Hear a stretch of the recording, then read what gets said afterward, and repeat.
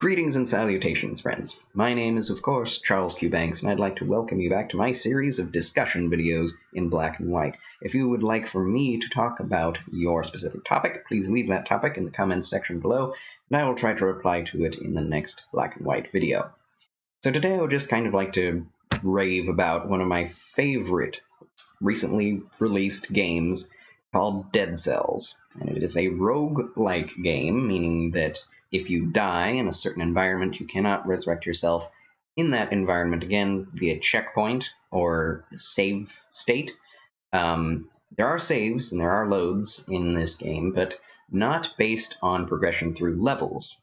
If you can unlock items that are then available at the beginning of the game for you to pick up after you die, but you cannot load into any of the rest of the levels that you've already beaten. You have to go back to the beginning of the game and play through that again. So the point is to have a single run that is extremely successful and you're able to get from beginning to end without dying. There is an item that resurrects you with like a quarter of your health, but it only happens, you have to buy it with money that you get from playing through levels. It's a currency system that is called cells, hence Dead Cells. And you spend that in order to unlock these specific items and magics and things that allow you to have more health, regenerate health upon killing enemies, things like that. And you can only buy those at certain shops and dealers.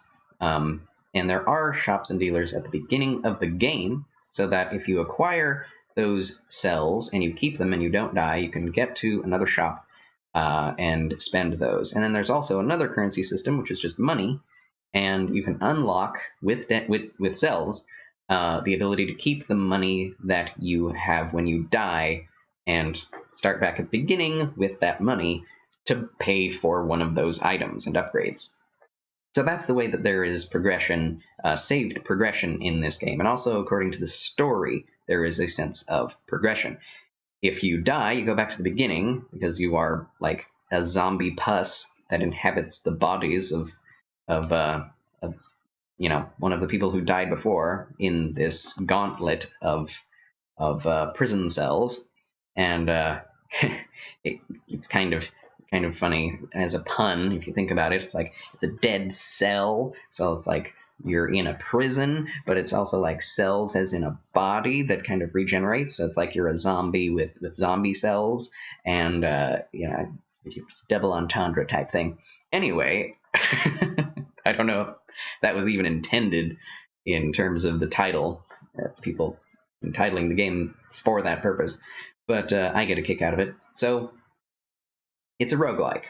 People call this a roguelike Metroidvania game, and in that sense, I kind of take issue with that, naming it that way or categorizing it that way, that categorization, I should say, because while I can see the merits of a Metroid game, I have never really liked playing Metroid games myself.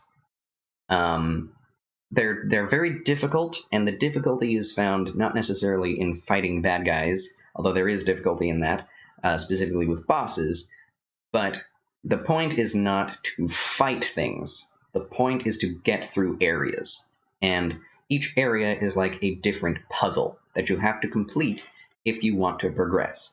And the puzzles are always what items you get, and once you get an item, you can use it, spend it, quote unquote, at a door. So like there's a door that's shut in front of you in a Metroid game that requires you to shoot it with a certain rocket.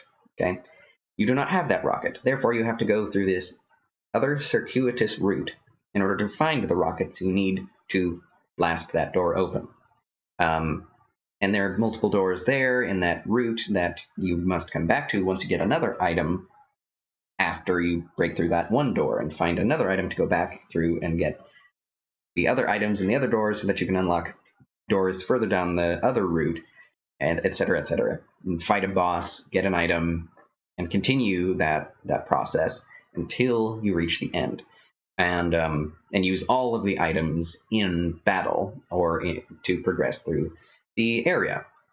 I do not like that gameplay loop, personally. I've never really enjoyed puzzle games. I do enjoy Zelda games because there's kind of an equal balance generally between fighting and puzzling or traversing the maps and combat. And I really enjoy the combat in Zelda Ocarina of Time and Twilight Princess. I think that's some of the best combat in any of the games I've played, and especially because it's foundational for how games are played. And one of the reasons I love Dark Souls and Bloodborne is because it has basically the exact same style of mechanics in combat. You lock on, and the camera follows your enemy, and you have a limited number of attacks that are all mapped to the same button, and it's very simple, just with one or two combos you can do to defeat them.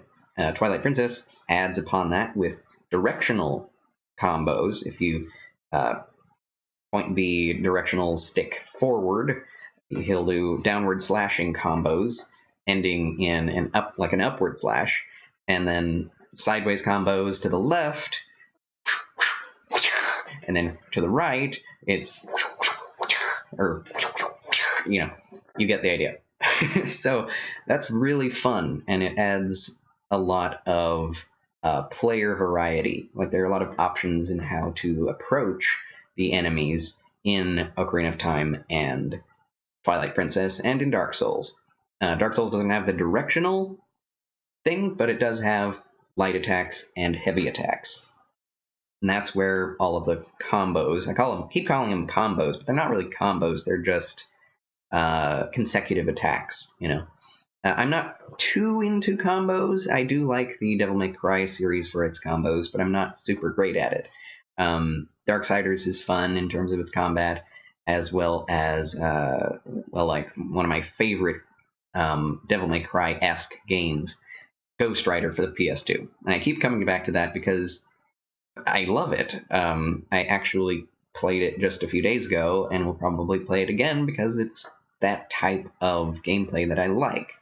So I remember playing Metroid Prime, getting back to the point, and that is a 3D game in which you can lock on to enemies and shoot them. It's all shooting, there's really no melee, but it's the same system of opening doors with items. And the items are usually weapons that you can use against enemies, and the enemies sometimes are puzzles in themselves. You have to equip one item to freeze them, and then another item to blow them up. And there might be 3 or 4 combinations that you have to, use. 3 or 4 different items you have to use in order to solve the puzzle or blow up the enemy. And that can be satisfying, but in my case, it gets bogged down. Okay? You unlock an area, and it looks cool. Metroid Prime is one of the most beautiful games ever made, specifically because it was made on the GameCube, and the graphical limitations back then were very limited, and yet Metroid Prime and a lot of GameCube games look absolutely beautiful because they worked around those limitations exceptionally well. And all GameCube games have this kind of bloom effect and created round shapes, expressed round shapes almost perfectly. And so when you turn into a morph ball in Metroid Prime, it looks perfectly round, and it works perfectly. And the physics of Metroid Prime is really cool, although it's still very difficult to traverse through the levels. So I even enjoy the combat in Metroid Prime, but the combat is still not the center of the gameplay. It's traversing the levels. And that's the thing. It feels like you're just going through a labyrinth in the end, with enemies interspersed, but the labyrinth is the point. So, when it comes to something like Dead Cells, it's not really like that. There are certain things that you can do once you get down a certain number of levels and you beat a certain enemy. You unlock the ability to utilize certain level traversing objects. Like there in certain levels, there's this little mound of green blobs, and it says press square or press X to tickle or whatever, and and you tickle it and it does nothing. It kind of glorps around. And this game actually has a lot of comedy to it, written into the game. And self-awareness is a big part of that comedy. The character actually looks at rubble that's in the area, and it's like, wow, this game is really ugly. And then there's an area where there's a blacksmith, and there's a wheel for grinding weapons. And he's like, you're using a wheel in order to craft grenades? This game makes no sense. And so it's very self-aware and very comedic in that way, and I really enjoy that. It's very roguish on top of being roguelike. So later on, you get an item that allows, or you defeat an enemy that once defeated allows you to tickle the same blob, and it'll turn into a series of vines that goes straight up, and you can access areas you could not access before. So that is definitely an element. Traversing the areas is definitely part of the game, but the essence of the game, the pure enjoyment factor in the game, is not necessarily traversing the areas and finding the items that can unlock doors and puzzles. It's the combat. The combat is the central focus, and even if you do enjoy those puzzle-esque or map traversal elements of the game, that's still not as fleshed out as a Metroid game. I was going to say Metroidvania again. What it is more like is a Castlevania game, because Metroid is one game, and Castlevania is another game. If you smash those two together, you get Metroidvania. And it definitely, that applies to games like Hollow Knight, in which you do have attacks, and there are enemies all throughout the game, but it's also much more about traversal. There are lots of areas that you cannot access without certain upgrades. And once you get those upgrades, you're like, oh, I remember there's an area back at the beginning of the game that is a giant pit, and without a jump dash, you cannot traverse that gap. And so once you get the jump dash, you're like, oh, I remember, you go back there, you get across, and it's a new area. That is not a very satisfying game to me. I like immediate satisfaction. I like immediately getting things and figuring them out with what I have. Again, you're like, well, why did you enjoy Zelda so much? That's most of the game is doing that. Ocarina of Time was quite famous for that. You see like a giant boulder blocking an area, and you're like, I wonder if I can get through there at one point. Use a bomb, then you can. The thing is, you can get bombs pretty early on in the game, and so if you see those areas, you can immediately go back.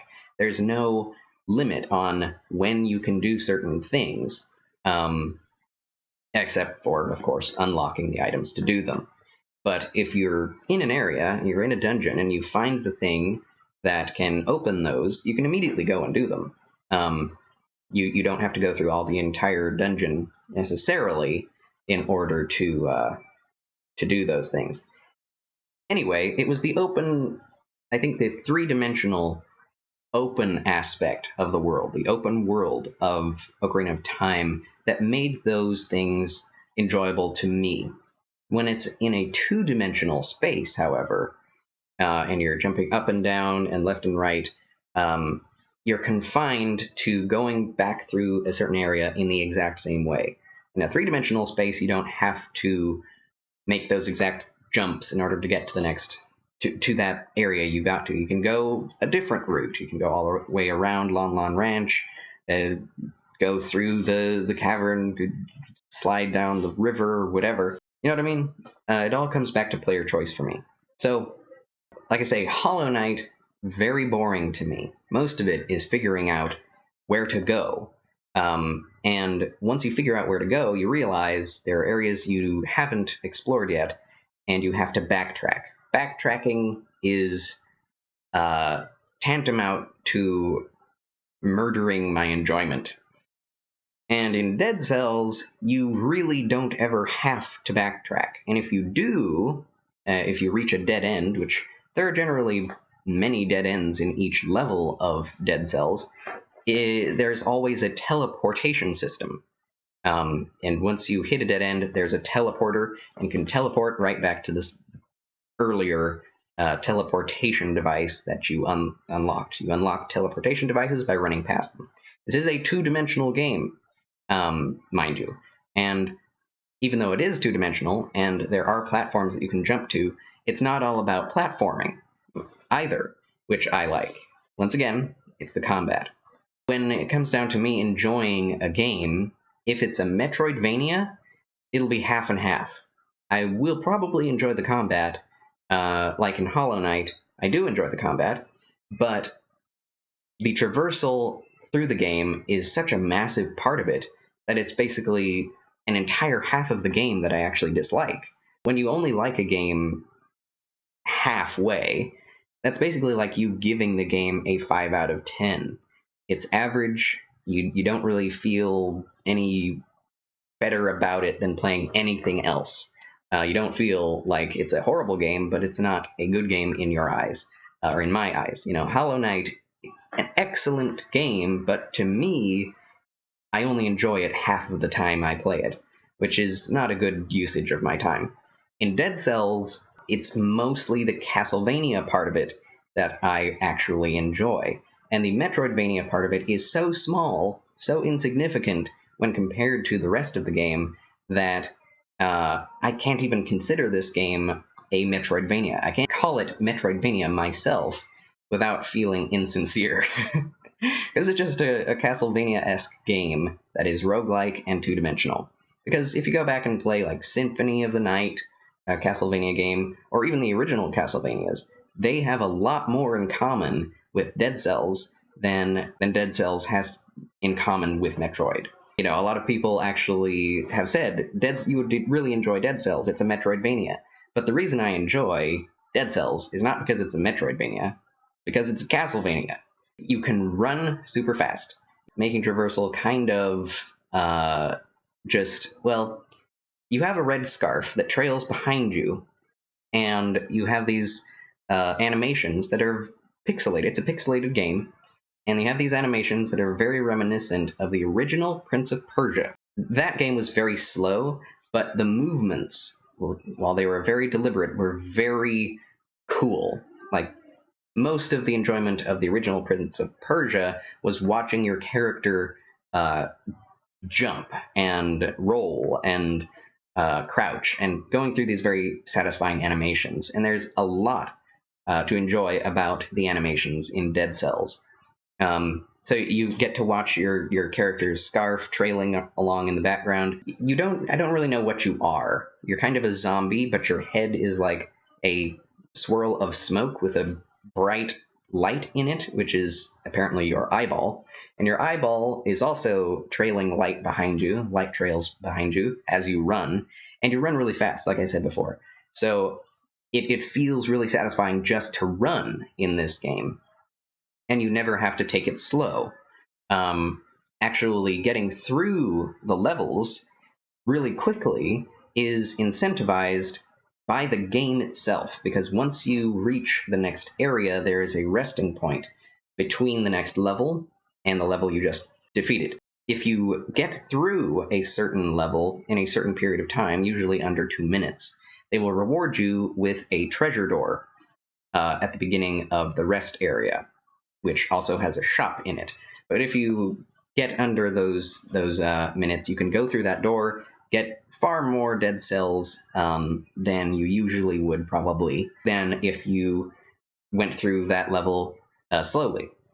And a lot more weapons and items are available to you then as well if you get to the next level under that time. If you get over that time in defeating the level, then that area is not open to you, and you just get what you got during the level. It takes away all boredom by incentivizing speed, and a lot of the enemies are speedy themselves. They might have long wind-ups, but even when they do wind up, they like shoot across the screen to attack you. And there's also a parry system if you're using shields, in which you can parry that huge attack and do like triple damage.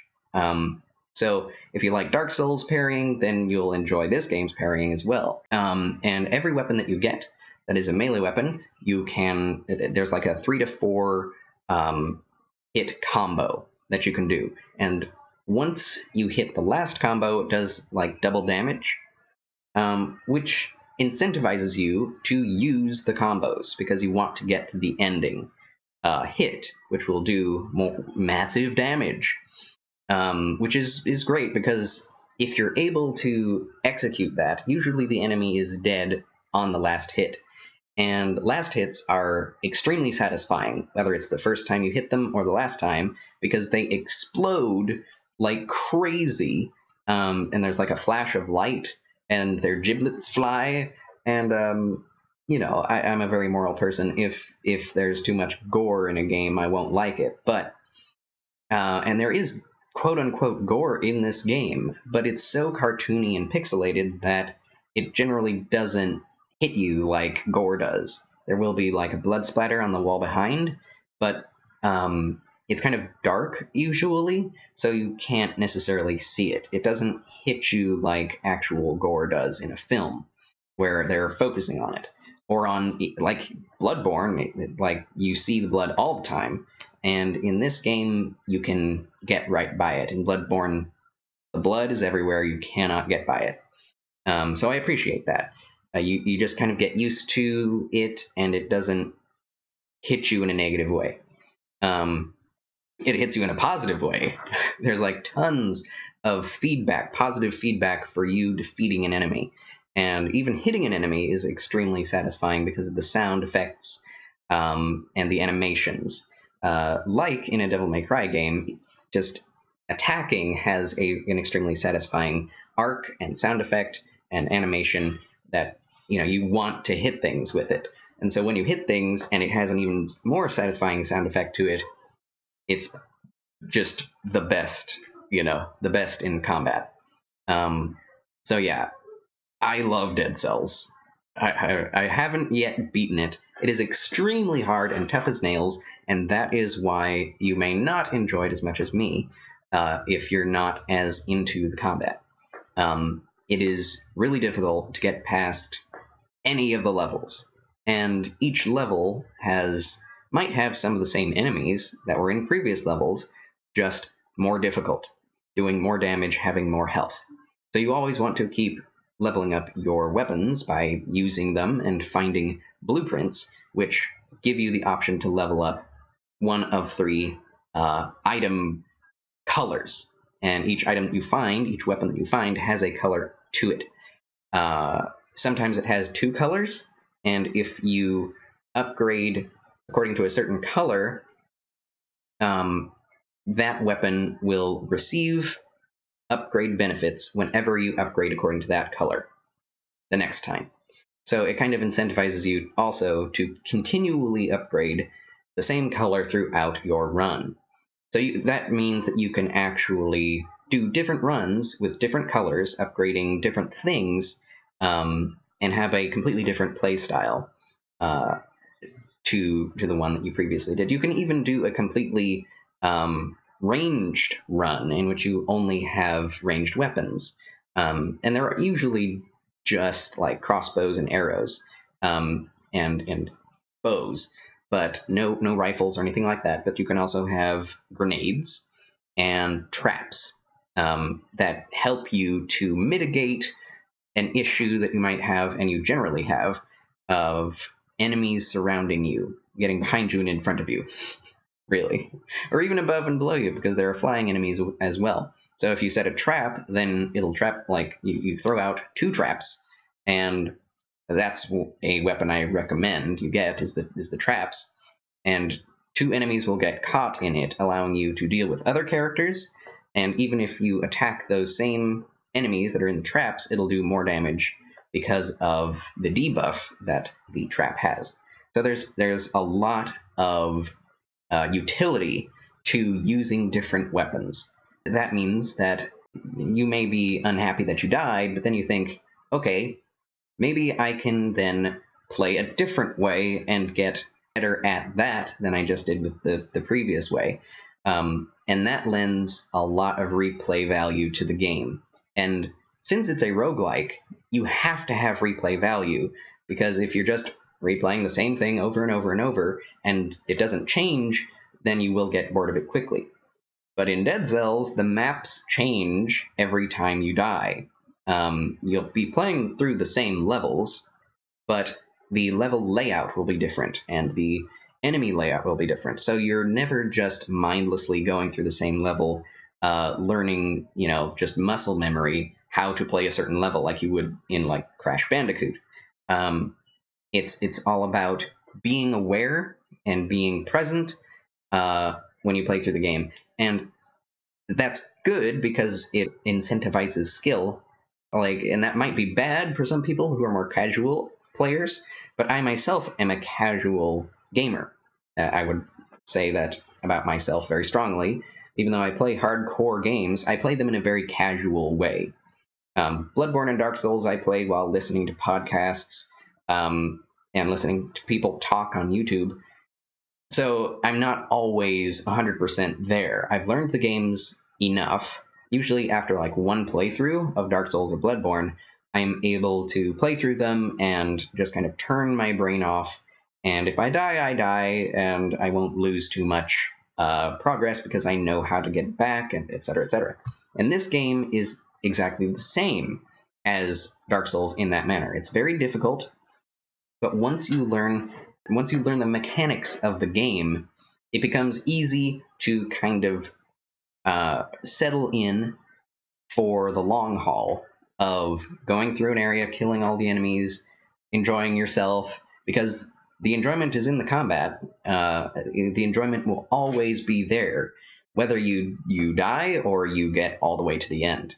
Because even if you got to the end, you still will probably want to play the game again, just because of the feeling and atmosphere of playing Dead Cells. And that's the highest recommendation, that's the highest praise I can give to a game, is that its moment-to-moment gameplay is more fun than anything else in the game.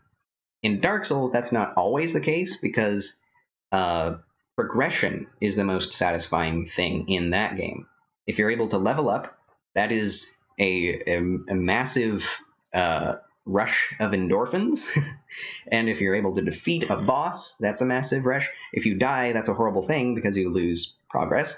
And so, like I said with Shadow and Light in in the Shield Hero video, the extreme lows and extreme negative reinforcement of Dark Souls is justified by the even more extreme highs of winning when the game was so difficult in the first place. So if you have an extreme challenge and you defeat it, you will have an extremely positive reaction. And it's the same in Dead Cells, but the minute-to-minute challenges are just as rewarding as actually getting through a level, in my opinion. So yeah, that's really all I have to say about Dead Cells. I could talk about it for much, much longer. The levels having their own feeling and atmosphere, having their own musical accompaniments. I'm really all for games having music all throughout. And Dark Souls and Bloodborne don't have that, which really emphasizes the boss battles, but at the detriment of atmosphere throughout the other levels. Now, a lot of levels in Bloodborne do definitely have like background noise to add to the atmosphere, which is very effective. But I think if there was actually music going on in the background, just a little bit of lilting, creepy music, that would be even better for someone like myself. I love the fact that that happens in Ocarina of Time. There's constantly a really either bombastic or creepy, or depending on the level, it'll have the same theme, and it'll be really there. It'll be really present. The music is really present in all of the levels of Ocarina of Time, and that's true for Dead Cells as well. It's not like the best tracks I've ever heard. Doesn't have like amazing instrumentation or anything, but does have that very nice 8-bit sound to it. Like MIDI keyboard and MIDI, a lot of like whining, sad instrumentals, sad violin music and viola music that's actually all electronic. So if you enjoy electronic music, then you'll have even more to enjoy about this game. So yeah, this game stands on the backs of its predecessors and reaches greater heights than ever before, in my experience. So play Dead Cells. It's very cheap. I think I got it for $20. Well, it was probably on sale. It's probably like $25. But it'll probably be on sale again soon, since it's a year old, and it'll be getting cheaper and cheaper as time goes on. But it's an indie game. Motion Twin is the developer, which is an interesting name. But shout out to them. Give them your support, because this game is crazy amazing, and I can imagine playing it through podcast after podcast all throughout the rest of my life if I have the time. So yeah, check that out, and I'll see you next time. Till then, farewell.